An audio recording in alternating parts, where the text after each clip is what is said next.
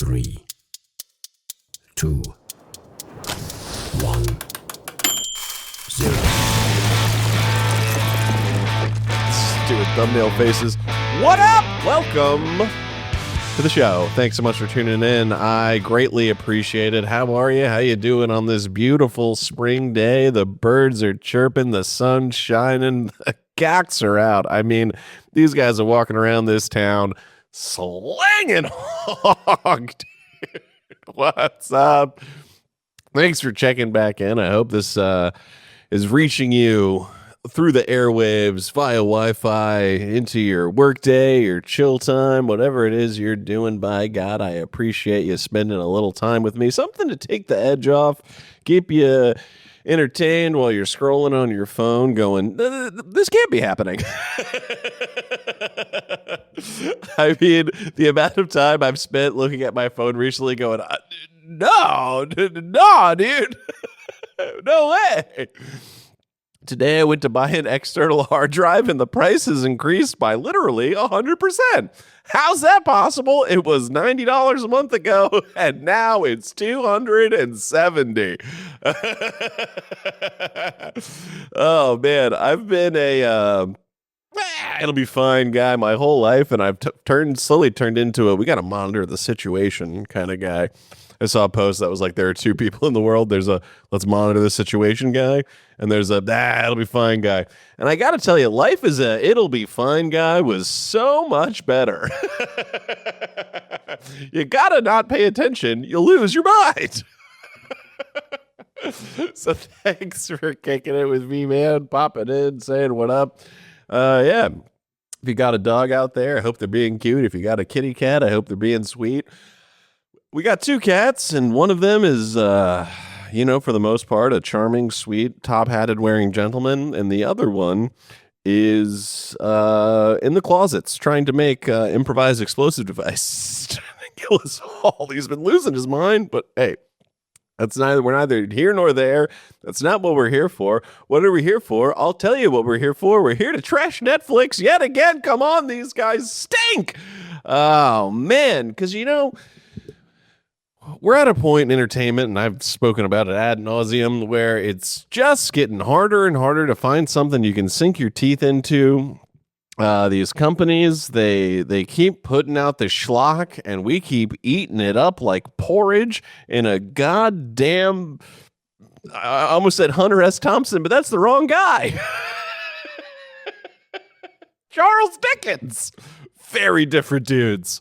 Hunter Thompson is doing ketamine and shooting guns in his backyard. Charles Dickens is drinking whiskey and being sad at the turn of the century. Talking about how gin is ruining this town. I saw a painting, like a series of paintings at a museum one time about from this British artist and it was all about when gin hit England. And it was like a series, right? And one of them was like, it was like Beer Street, and everyone's like drinking beer and having fun. And then it was Gin Alley was the other one, and it was everyone drinking gin and they're dropping babies out of their windows. Bleeding in the streets. This guy was like, gin will be the ruination of society. Man, if that guy had lived to see crack, he would have been super bummed. Fentanyl would have blown that guy's mind if he thought gin was bad. But what are you going to do? Always hated gin. First time I ever, like the second time I ever got drunk was on gin, and I couldn't drink it for years afterwards. Mixed it in a big Solo cup. Just like the classic, like going through your parents' liquor cabinet. Bombay was the most. The Bombay gin was the most full bottle, but behind the label. So you're like, I won't notice that. It's like hard to read. Solo cup, or not a Solo cup, one of those big old school plastic joints, the colored ones. Filled it up. Grabbed the first soda I could find. I was like 16, so I didn't know shit. And sugar-free, caffeine-free vanilla Coke, which should be a war crime, and just mix that fucker up, guzzle it down, and just spent the night hugging the toilet, puking, trying not to wake my family up. That shit sucked. All right. But we're here to talk about the ruination of goddamn long-form entertainment. Dude! Okay. So I've been, sinking my teeth into a bunch of stuff recently, and a show caught the big dog's eye, and she was like, "Hey, let's fire this thing up. Let's see what it's about." Because the problem is, here's the problem: is the infinite selection provided by streaming, both in music and in television, creates a sort of paralysis in your mind where you're like, it's like you're looking at a black hole of endless opportunity, and that breaks my brain. Like, I need to see everything on every single streaming platform before I can pick something. It's got to be something to do with ADHD, which turns out is like not the Timmy can't sit still disease that I thought it was. It turns out it slowly ruins your life as things compound over and over and over again. And I keep reading stuff that's like, a lot of people self-medicate with caffeine. I don't know what they're talking about. A sip of a 120 mg G Fuel. But whatever. So I have a tendency to where if it's like, hey, what are we going to watch? I can't pick something. So then I'll scroll for an hour and a half. I'll scroll the length of a feature film looking for a feature film. So we're like, fuck it, let's watch this. And the show that I'm talking about is called Something Very Bad Is Going to Happen. And listen, to all the people who worked on this show, shout out to you. Good job. It's tough to get gigs these days. I'm psyched you're working. The lighting was great. The cinematography, fire. Every other aspect of this show is just the fucking worst, dude. Okay. And I am going to talk about stuff that I like as well. We're going to balance this out. I'm trying to be less negative all the time and have some positivity, which is difficult. Is a very challenging task, especially when you're on the internet where negativity is the thing that attracts the most attention. If you talk shit, you get clips. That's all I'm saying. Listen, this show I'm going to save you so much time I'm doing you such a fucking solid right now and you don't even know it. Okay. So horror television as a genre is incredibly difficult. There's a reason that the average horror flick is 90 minutes, right? Because it's very difficult to build tension. It's even harder to hold that tension. And then it's even more difficult to break that tension in a way that feels gratifying and then can continue the terror, right? That's why movies like The Descent are so good, because you got these ladies trapped in this claustrophobic environment. They can't escape the terror, and it just compounds and builds and builds and builds and builds and builds until everybody's just getting fucking pickaxe in the face. It's awesome, right? That shit rules. Halloween. Escaped crazy guy starts stabbing people up, builds, final showdown, hell yeah, shoot him a couple times, look over the balcony, he's gone, oh my god, what are we doing? So that's the formula, right? And when you take that formula and you expand it over 8 hours, it becomes fucking impossible, because each episode, each hour has to have that arc of tension build, tension broken, continuation of the story, intrigue. So what you wind up with is people that you hate talking in a car or in a kitchen, and you go, somebody needs to get stabbed right now, dude. The reason this show is called Something Very Bad Is Going to Happen is because when you watch it, every second that goes by, you become 1 second closer to ripping your own skin off. It's like I think that, okay, wait, hang on. My thesis might be changing here. This show made me so uncomfortable and so, wow. Okay, wait a second here. I was here to trash the show and be like, I maybe want to rip my skin off. I hated every second of it. But maybe that's incredibly effective entertainment. It did make me feel. That's what art is meant to do. It's meant to give you a response. Maybe the fact that I started thinking about crafting nooses out of extension cords while this program was maybe fuck. No, because it wasn't because of the content of the show. It was because of the content of the show. It was that I found all the characters annoying and it to be bad. Okay, but here's the basic premise. Young couple going to get married. Yay, hooray, love it. Reinforce those old school archetypes. We love marriage. We love having kids. We love the perpetuation of the human experience and existence. Psych! Marriage is for dorks and so are kids. The show opens. They're driving to this guy's family vacation home, right?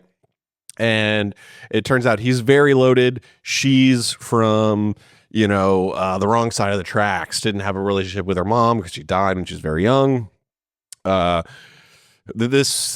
family that you come to meet, they're all fucking weird as you expect. And you're like, okay, I see what we're setting up here. We're setting up a classic case of rich folks gonna sacrifice this lady. Hell fucking yeah, we're gonna watch this broad shred this family apart, a la Ready or Not. Haven't seen Ready or Not 2 yet. Excited for that. Want to see that. And it's gonna be great. And they set that up for 2 hours. The first 2 episodes, pure setup. No, there's like moments of weirdness, where there's like the girl goes to a bar, there's a creepy old guy in the bar, or like she goes to the bathroom and he watches her piss, and we're like, why is this? And you're like, okay, the weird and psychological.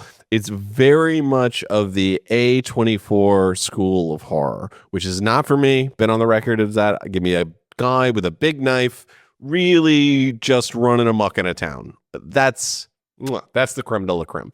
So my barometer for horror that I love is guy with a big knife running around a town, running amok, and at the top, that's peak for me. And then the base, the worst of the worst, Ghost. If you have Ghost, I'm out. I think ghost shows are stupid. I think they're for stupid people. I think ghosts are dumb, and I think if you believe in ghosts, you're a dummy.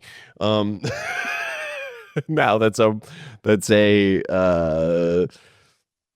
a purposefully ignorant take. Like it's I don't actually think you're dumb if you believe in ghosts. Obviously, everyone has a right to their own beliefs, like that we landed on the moon. Idiots. No, I'm kidding. I do think that there's some discrepancies there that are worth exploring, but whatever, we're doing it now, and that is cool. I also think it's so funny that there's so much footage of that rocket taking off. Artemis 2, shout out. Didn't hear anything about Artemis 1, by the way. That's bad marketing. And that there are so many people online who are like, AI fake. That's AI slop, brother. You think we're going to the moon? You're a fucking idiot. And they send you the most HD sick ass photos of the Earth, and then like live footage of them floating around to the thing. And they're like, no, that's Hollywood bullshit. It's like, dude, if Hollywood could make that, they would. They can't make shit right now. But I digress. All right. So my beef with this show is that it sets up a world and then subverts it 3-4 times, right? You think you have an understanding of what's happening, and then it flips a bitch, goes completely 180. The way that I described it to the big dog was I was like, this show is like, it's like if you were getting a house tour and you were walking down a hallway and the guy gave you the tour was like, behind this door, dude, it's the coolest shit you've ever seen. Dude, Lamborghinis, dirt bike that front flip on their own, dude. Pogo sticks that you could jump over a house with. But we're not going in there. We're going down here. And you're like, what? No, take me to the cool stuff. What do you mean, dude? Ugh. Okay. So the first subversion, I'm spoiling the shit out of the show. I'm saving your life. The first subversion is that we think that this family is out to get the would-be bride, right? They're saying all this weird shit. She's overhearing conversations where they're like, we can't do this to her, blah, blah, blah, blah, and she's terrified, right? Because they're in a remote cabin. It's a mansion, a remote mansionist cabin,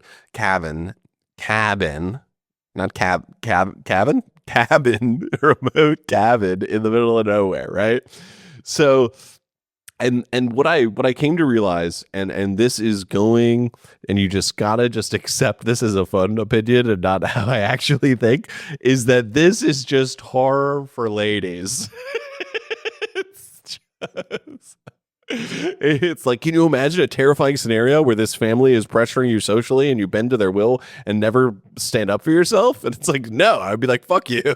I'm not doing this. If they told me to if they stole my wedding dress and then told me to wear the mom's wedding dress, I'd be like, no, dude. Like at one point, she has her engagement ring and they're doing like a dress fitting and it's all getting all weird and they're cutting the dress up with scissors and like modifying it. And it's like supposed to be it. I mean, just a terrifying thought for a woman. The mom goes, "You don't need this engagement ring. You should wear the ring that I got." And it's like, oh my god, they're pressuring me not to wear the jewelry I want to wear. It's like, that's not scary, dude. That's just like shitty. It's not. And even in this poster, man, it's like blood on the finger, and you're like, oh, it's. In a streaming show specifically, if it's going to be about murder, they're going to show you a body up front, right? They have to hook you. So the hook of this show is a giant blood-filled hallway. They're promising a massacre, right? And they never deliver. Whatever. So we come to find out that the family is not there to murder the would-be bride. They're there to euthanize the mother. Which is like, okay, that is kind of fucked up. That is a little... It's like, it shouldn't be called horror. We need another name for whatever this is. And it's not thriller. It's this space in between horror and thriller that's just like, well, that would be uncomfortable.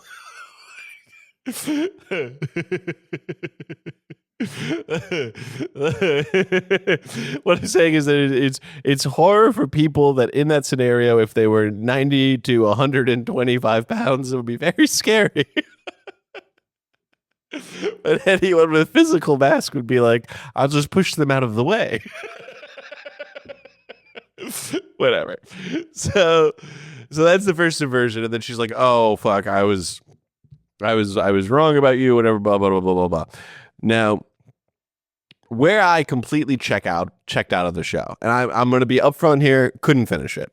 I gave 5 hours. I gave this show 5 hours of my existence. I get one go at life on this earth, and I spent 5 hours on this fucking show, and I want it back. I want to find a genie. My first wish is give me that 5 hours back. Second wish is infinite money. Third wish is I'm really good at video games. No, I don't know what my third wish would be. It'd have to be world peace. You have to be like, I want everyone to chill out, please, God. Can everyone just be cool to everybody? Which I'm sure would have some sort of unforeseen butterfly effect style ramifications where like now it's like world peace, but it's at the cost of like Oreos aren't delicious anymore. Now that's a horror movie.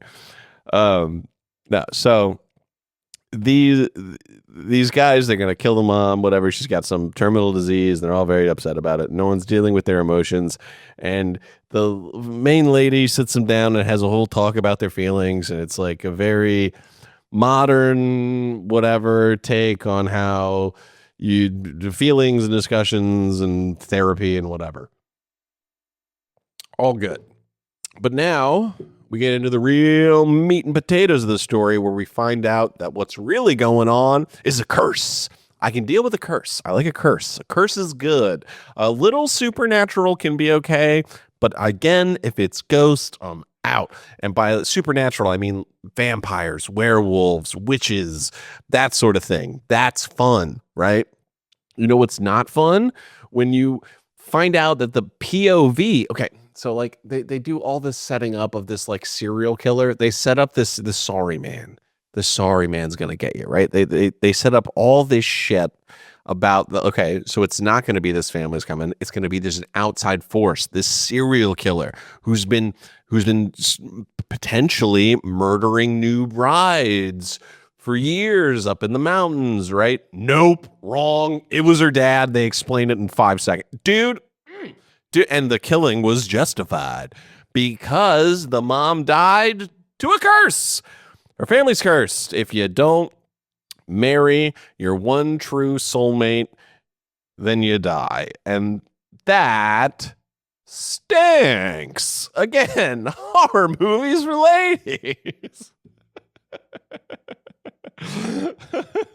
Oh no, I picked the wrong guy. Now I'm bleeding from my eyes. It's like, lady, get a divorce. You're getting half the money.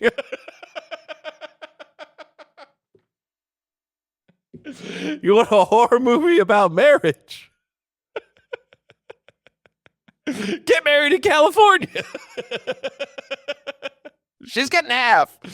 Okay, no. I'm kidding.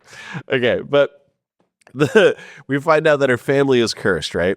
And throughout the show, there's been a POV that, like a classic slasher style POV shot where it's like the camera's big fisheye, it's running around. At one point, you think it's the dog. It's not the dog. At one point, you think it's the serial killer, not the serial killer. Who is it, folks?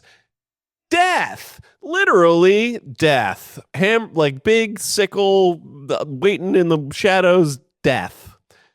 Dude, the scream I let out on the reveal of there. She goes back to the bar to meet the creepy guy who was watching her piss, and he turns out that he's like you can't die. He can't die. He's an immortal being, and he's been around for years and years and years, for generations. He's born in Romania. He's the guy who originated the curse. He passed the curse on. Yada yada yada. Now he can see death, but no one else can. So they're sitting in this shady bar because the show is 3 locations, because that's the only way to make a show anymore. She's sitting in this bar. And it goes to the POV shot of the murderous entity, the bad, and then he talks to it direct to the camera. Is like, hey, it's not her time yet. They cut to a wide, and there's nothing there. It's death, and that's when I turned this fucking show off, dude. I was like 5 hours for it to be nothing. Ugh. I mean, maybe I'll finish it just as like a social experiment. And just to maybe in the 7th hour, they turn it all around, which is unacceptable. Oh, you know what's a good show? You know what's a really fun show? Young Sherlock on Amazon. It's great. It's great. They're frolicking. They're having a good time. Good mystery. Season long. Twists, turns, because that's fun. That's good shit. You cannot sustain terror for 8 hours. It's impossible. It cannot be done. Name a show that's done it. Walking Dead, first couple seasons, pretty successful. American Horror Story has always been like trailer park trash to me. It's like, I feel like if you like American Horror Story, you also love reality TV. I think that you probably have a pretty shallow. No, that's too rude. That's too harsh. No. The American Horror Story is dumb. I think that like a lot of times my critiques on things I are purposefully ignorant, and it's like fun to say like, if you believe in God, you're dumb, right? But I think that people take it literally sometimes, and that's not what I'm doing. I'm goofing around. It's fine. If you believe in God, that's fine. I understand why you would. Every Plate. Think you don't have time to eat right? Think again. Every Plate is here to help out. Every Plate gets you restaurant-level meals every week, all in the comfort of your own home. With options like crispy Caesar chicken and Cuban-style black beans and rice bowls. This stuff is great. Direct to the door, easy peasy, no running around the grocery store. What's on sale? What's not on sale? Oh my gosh, I want to get something delivered. All these fees, going to the restaurant, can't find parking. You know how it goes, folks. It's never been harder to get a good meal in you in a timely fashion, and that's where, bam, Every Plate comes in to save the day. You'll also spend less on Every Plate meals than you would on normal groceries or at a restaurant. You're saving cash and you're eating good. What's not to love? Try Every Plate and get $2.99 per meal on your first box, plus 10% off for a month. That's $2.99 per meal. That's a hell of a deal, folks. Go to everyplate.com/podcast and use code Dynamite299 to claim your offer. That's code Dynamite299 at everyplate.com/podcast to get $2.99 per meal on your first box plus 10% off for a month. Ditch the dinner time dilemmas with every plate. Now let's sink our teeth back into whatever it is I'm yelling about. Hang on, let's see. What are the most popular horror TV shows of all time? Okay, let's see. Let's talk about some successful horror television shows. I think The Outsider on HBO, 1 season, awesome. Why is it good? This is based on Stephen King, and he's the GOAT. I used to be a Stephen King not hater, but I was like kind of whatever on him. I think he's the man now. I've been indoctrinated into the Stephen King lifestyle. Okay, so first of all, I think what I think is impressive is that like 50% of these shows are going to be from FX. FX, unsung hero. They made a lot of great stuff. I mean, It's Always Sunny in Philadelphia, goats. But let's see. Okay, American Horror Story, stupid. Why can't I read the Penny Dreadful? What was Penny Dreadful? I remember that's like some turn of the century shit. The Strain, dumb. True Blood, dumb. Too porn. Just vampire porn. Ash versus the Evil Dead, fun but just played out for me. Grimm, anything that's on any horror show that's on a major network, ABC, NBC, whatever, Fox, automatically disqualified. You can't say fuck. You can't. It's my same beef that I have with PG-13 horror. If you're watching your friend get eaten alive by a monster and you don't go, oh fuck, I can't believe your reality. I just can't. And if it's not covered in blood and gore and shit, I can't deal with you. Scream Queens, that's a reality show. Yeah. Scream, the Scream TV show by MTV, not good, very bad. They changed the mask. Why would you? Whatever. Okay. Twilight Zone's tight. Okay, the Twilight Zone is tight. The Twilight Zone has some iconic episodes, but again, the reason the Twilight Zone works, anthology. Every episode is its own capsule. They're not trying to continue a story for 8 hours. They're doing the ebbs and flows of tension and breaking the tension and all that shit inside of one episode, which is the way horror works, man. It's hard to keep something scary for a long ass time. Freddy's Nightmares. I mean, that's just proves the fact that the Nightmare on Elm Street show is on this layout is hilarious. All right, Rotten Tomatoes, best horror TV shows of all time. Rotten Tomatoes, to believe sometimes. We don't love Rotten Tomatoes. They've fucked some people that I hold near and dear to my heart, so I can't agree with them all the time, but I do think it's still a pretty good resource. 100 best horror TV series of all time. Slasher at 100. Okay, we're just gonna skip to the bottom here. We don't need to go through all 100. That's fucking crazy. American Horror Story. You know it's gonna be the top. It's not for me. Stranger Things. Not a horror show. I thought Stranger Things was awesome. I love the people hated the last season. I thought it was dope. I don't see the beef with it.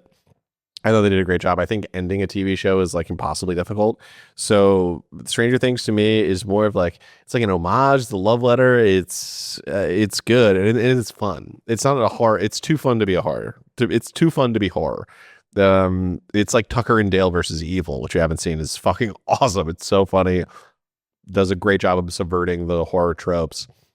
Great piece of media. But Stranger Things is great. Captivated the earth. I think having any real critiques of Stranger Things is just cool guy contrarian shit. It was too popular for too long, so the internet's going to turn, and that's just how the internet works. Twilight Zone, obviously. Supernatural. CW. Again, not horror. It can't. It's not scary. That would be like saying Buffy the Vampire Slayer. Buffy the Vampire Slayer is amazing. It's great. I grew up with it, so I love it. It's very dated now, but it's a good time. It's fun. Twin Peaks, not horror. Buffy the Vampire Slayer, not horror. The True Blood could be sure. Tales from the Crypt, Chilling Adventures of Sabrina. It's just I think horror television is the hardest genre in media. It's just too difficult. Dexter, not horror. Serial killer mystery. Not the Dark Shadows, dude. If your top 30 has a show from 1964 about British vampires, that's like the campiest thing ever made. I can't fuck with you, dude. Angel never really watched Angel. David Boreanaz is a piece, though. But whatever. My point stands. Horror television is the hardest genre to execute. It's so difficult. If you disagree with me, let me know. But I don't remember being scared by a TV show. The Outsider's good though, but The Outsider's more of a mystery. It's not super scary. Now that being said, I am 30 minutes away from finishing a rewatch of Game of Thrones, and god damn, that shit is fire, dude. Come on. That talk about the world getting it right. There's a reason that shit captivated the world. That thing is so good, and I have a new accolade for Game of Thrones. Game of Thrones is the best zombie TV show ever made, bar none, can't be touched. It goes Game of Thrones, Walking Dead, because it's mostly a zombie show, dude. The large existential threat is the zombies, man. You can't deny it. You cannot deny it. It's a zombie show, and it's awesome. The zombies are sweet. And all of the things that made me mad back in are just like, I think I know now. If I had known the things that I know now, if I had known the things I know now then I wouldn't have been so upset that Arya was the one who killed the Night King, because Arya Stark is the best Stark, dude. How about that? How's that for maturing as a person? I was a Jon Snow guy through and through. I was so mad. I was so mad that Jon Snow Night King 1v1 didn't happen. I was like, that's all I wanted. All I wanted was a sword fight. I just wanted Jon Snow surrounded by corpses, 1v1 with the Night King. No, dude, no. I think that D&D got hosed. I think that I think we got it. I think we got Game of Thrones wrong. I think the reaction to that last season is, the hate is not as justified as we once thought it was. I think who's to blame for that? George R.R. Martin. That's who. That's who's at fault. Not D&D. Those guys did their job, man. They nailed it, and they nailed it, and they nailed it, and they created a piece of media that, I mean, we're talking about like 100 hours. Like how many? 10 episodes a season, an hour an episode. There's 8 seasons. We're talking about like 80 hours, 90 hours of captivating, unbelievable storytelling. And these guys had the entire earth in the palm of their hand. And then everyone turned around and went, fuck you. And it's because everyone had such a good time on the way up that there was no way for them to land that plane. And they got stuck with like George being like, I don't really know, because his writing style, George R.R. Martin's writing style isn't, I don't think that he had, it's like his characters, his writing comes through the characters, right? So they're not, they are the plot. They aren't, so it's like each chapter of the books and each, the section of the show is surrounded by one person, right? You have your Jon Snow storyline, you have your Arya storyline, and it's them existing in this unbelievably thought out and just deeply, it's like a Tolkien level of world building this guy created, and I don't think he knew how to end it. I think he said, I think this is what I think this is what will happen, but I don't think he had a concrete like beat path for the end of that show. And I think he said, I think this is what I'm going to do. And then I think those guys were like, okay. And they tried to do it. And everyone was like, we fucking hate that. And then now George is like, well, if that's what I was going to do, so now I don't know what to do. And now he has to finish those fucking books, and he never will. He'll never finish those books. The last season of Game of Thrones has some great moments in it, man. I see all this fucking shit, and it's crazy how quickly your phone realizes what you're watching, because it's like your algorithm just changes magically because they're listening all the time.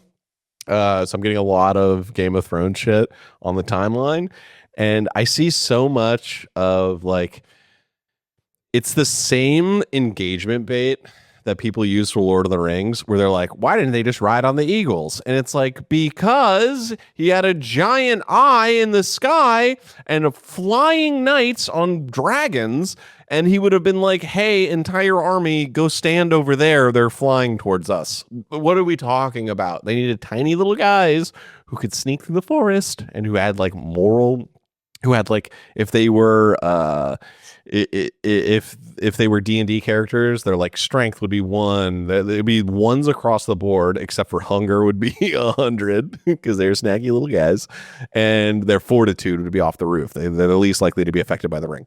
Obviously, you fucking idiots. And by the way, the Eagles would have been affected by the power of the ring. Come on, get your head out of your ass. And it's the same people who say, why did they take the Eagles to the fucking Mount Doom? Are the same people who say Jon Snow got resurrected for nothing. Resurrected for nothing? He united the world of men. What are we talking about? He put together the largest army Westeros has ever seen to fight the dead. And he banged us on. That's not nothing.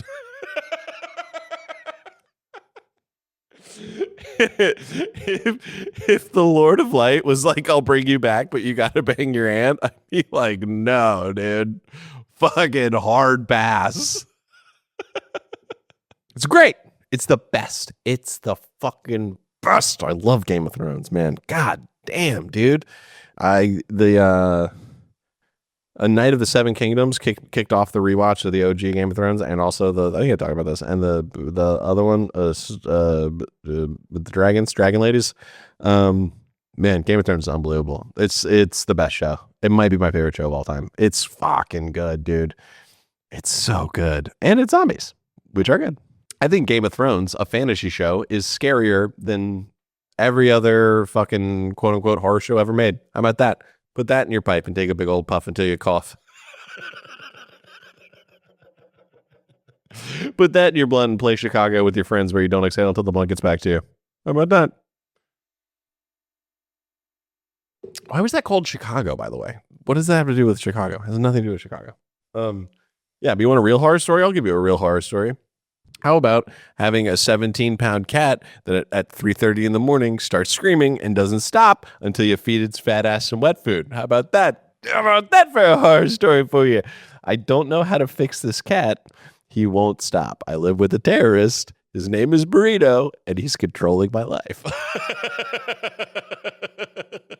it's so cats are the best because it's like you could be the most successful person in the world. You could be a ruler of men, a conqueror of worlds, and a little kitty cat will bring you to your fucking knees, dude. If you put the greatest dictators the world has ever known, Genghis Khan, Kim Jong-un, Kim Jong-il, fucking Vladimir Putin, none of them could go toe-to-toe with Burrito. He would fucking rock those guys. Because he's very adorable, but goddamn does he rule with an iron fist. Oh, the 3 o'clock in the morning, the apartment becomes his, and he loses his fucking mind, and I don't know how to fix him. Obviously, the key is to ignore him, but his will is stronger than mine, and I cannot, and I bend to his will, thus teaching him that if he acts fucking crazy, he will get fed, and perpetuating the never-ending cycle of terrorism in my home.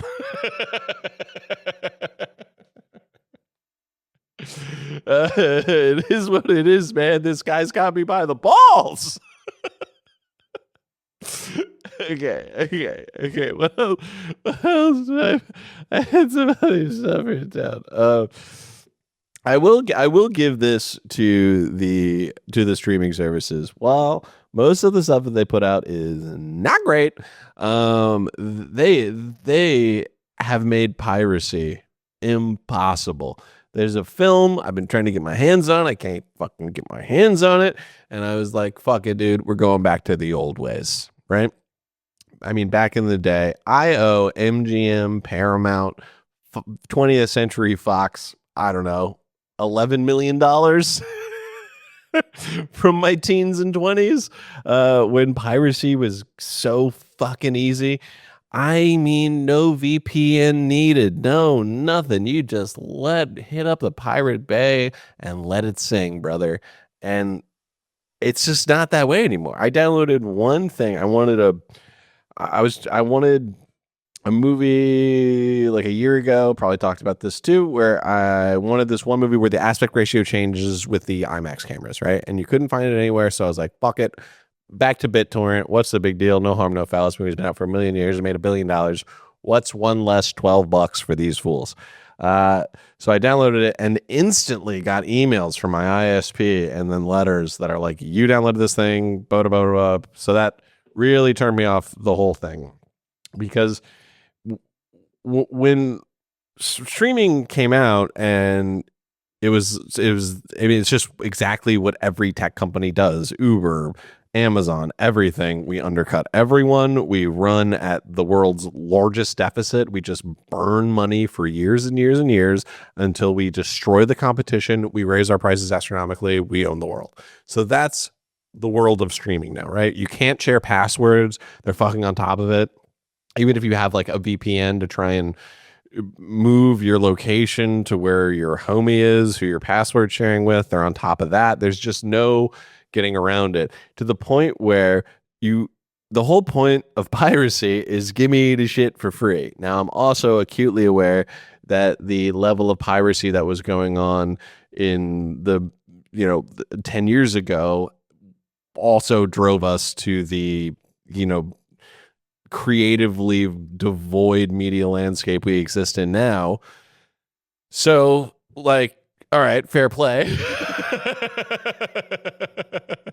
The first time I watched Game of Thrones, it was all BitTorrented. The episode would air, we'd fire up the BitTorrent. We'd wait for the downloading to finish, and then me and all of my roommates would pile around the TV, HDMI to the laptop. We'd watch it. It was great. When those leaks happened, that was the fucking best, dude. However, nowadays you need a VPN if you're gonna sail the seven seas, as they say. You got to have a VPN. So now you have to pay a company to steal from another company. It doesn't feel good. It feels bad. And listen, there are things that I still pirate for sure. Listen, shout out the NFL.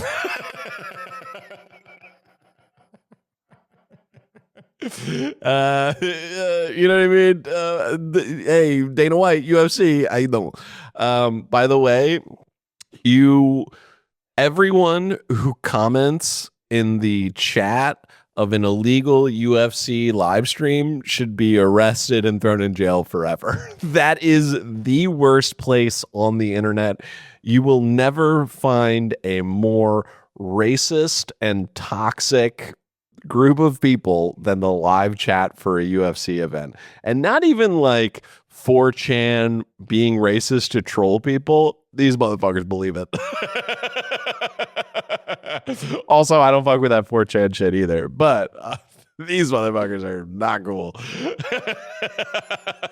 If I was throwing a barbecue, no one in the UFC live chat gets invited, dude.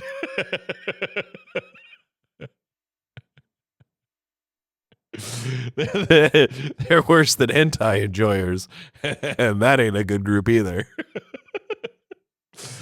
But it's weird. It's weird to see like it.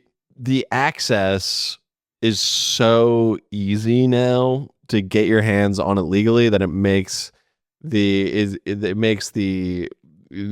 steal it is just too difficult. Well, BitTorrent, as its time has come and gone, I thought BitTorrent was forever and Bitcoin was a fad. I was fucking wrong. It's a weird part about getting older is you're so right for so wrong, and then you start being wrong. You're so right for so long that when you start being wrong, it really fucks your shit up.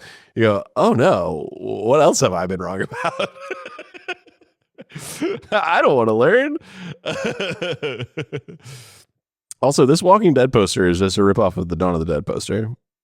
Now, obviously, the answer to no more BitTorrent is the illegal streaming sites, a la NFL, UFC, et cetera, but the quality of those is just terrible. It's just you just can't watch it. It's too compressed. These servers are God knows where. They're just trying to save as much space as they possibly can so they can press the ever-loving shit out of it. So you're watching something in 4K that looks like it was in 720p. It just can't be done. It's unfortunate. It's just the times, they are a-changing. And I don't like it. I try not to be a nostalgia guy. I think, nostalgia is the opium of the masses or whatever some guy said one time in a book and then everyone cared. Yeah, that is something. I am nostalgic for the days of risk-free BitTorrent. And hard drive prices that were, it doesn't make any sense, dude. How can something that cost $90 a month ago cost $260 now? It's 1 terabyte. It's not even that much space. Oh, I hate everything about that. But yeah, okay, wait, no, I said I would. I've spent so much time complaining, and I big ups to Game of Thrones, big ups to Young Sherlock. That show is very fun. And I love the guy who plays Moriarty. That guy is charming, dude. Holy fuck, he's this little redheaded cutie, dude. The kind of guy who you bring him home to your mom and she goes, "This is a good one." he talks nice about me to his mama. Yeah. So yeah. Yeah, so that's pretty much all the news is fit to print. Although I did see a clip from a movie I haven't seen that I kind of want to check out. Adrian Brody plays Houdini, right? And it's all about Houdini's life. And Houdini, back in the day, and I know that this is like, where is this coming from? Just roll with me here, folks. So Houdini, back in the day, right? He's doing live shows. He's touring. He's making up all these tricks. He's running around. He's tricking everybody. Everyone goes, "Wow, this guy really tricks you." And then, copycats come along. He has to get more and more daring with the reality of his stunts. And then whatever, he dies. Imagine being locked in a safe and thrown off of a bridge, and that's not how you go. You go to a gut punch. Brutal stuff. Houdini got taken out by a World Star video. He just got gut punched outside of a bar. But Houdini got hired, right, to entertain the Russian aristocracy, right? They bring Houdini over. They say, "Houdini, fucking blow our fucking minds." And Houdini goes, "I got you, bro." And he does this trick where the basically he has all of the royalty go. And what's cool about this is that's like, damn, Houdini's kind of Rasputin, because Rasputin's whole thing was just like, he's like the worm. He was like the worm tongue for the Russian monarchy, where he's just sort of like in the corner being stinky and drunk and going, "I think that we should do this." Like he's controlling them from the shadows, right? He's like, "I am Rasputin and I will be drunk and I'll have sex with all your women," right? And so Houdini, like Loki, is Loki Rasputin in this moment, where he gets all of the Russian aristocracy in a room. He has them write down all of their wishes, right? And he puts them in a cup, and he's like, "I'm gonna make one of your fucking dreams come true." And they're like, there's a guy in the back who's like infinite vodka. Right? He's like, "Let me finally bang my sister," and it's like, "Hey, buddy, take it to Westeros." You know what I mean? So they give him all these wishes. He pulls one out and it says, "Houdini, I want you to ring the bells," right? And there's this old bell that's like, it's impossible for it to ring. It's the rope has been cut. The stairs to this bell tower have been destroyed. You can't get to it. And Houdini then does a little he does a little sleight of hand. He swapped that one in. He knew what was coming, right? This guy, he's just running around tricking guys. So he does a little sleight of hand. He pulls out the thing, and then he does another little trick where he like takes a handkerchief and then he makes a rope fall from behind it. And he says, "Hey, Russian lady, pull this string and it'll ring the bell, right? So she pulls the string, the bell rings. Holy fuck, he blows their mind. How could he possibly do it? I'll tell you how. He had his buddy with a goddamn sniper rifle, fucking locked it on the bell, shoots it, bang, bing, how you doing? Which is like, that's, in terms of like magician secrets revealed, that one's pretty tight. It's like, how'd you do it? It's like, I had my boy with the Car 98 fucking locked and loaded, no scoping this shit. But that's got to be one of the best jobs on earth. Just elite manipulator. Just some guy in the fucking Oval Office doing 3-card money for Trump. Oh, no queens. And he's going, wow, he's very good. He's very good. I can't do a Trump, but yeah, that's a pretty sick gig. Also, so funny that magicians take that shit so serious. There was that guy, the masked magician, who would reveal how the tricks are done back in the day on Fox, and there were legitimate death threats and high-paying hits put out on that dude. That guy is like, he's let him know, dude. Fucking rules. Oh, another good movie, The Prestige. Great movie about magic. That one rules. And that's positivity, and that's putting out positive stuff into the world, because that's what we want, although mostly I just say that stuff stinks. So I'm trying to be better, but it's very difficult. Yeah. Something very bad is going to happen. Man, just put it on and tell me if I'm wrong. I think I'm right. I think this thing fucking sucks. But hey, what are you going to do? That being said, I got to get out of here. Thanks so much for tuning in. I appreciate it more than you could ever know. By God, thank you, thank you, thank you, thank you, thank you. You're the best. If you made it this far into this here program, you fucking rule, dude. Thank you. I hope you're having a great time out there. I hope the weight of the world isn't weighing too heavy on your shoulders. This too shall pass, or whatever. Maybe it's just that I got to get off Twitter. Twitter's bad, and it's fucking with my brain. But you guys rule, and I'll catch you guys in a week. Later.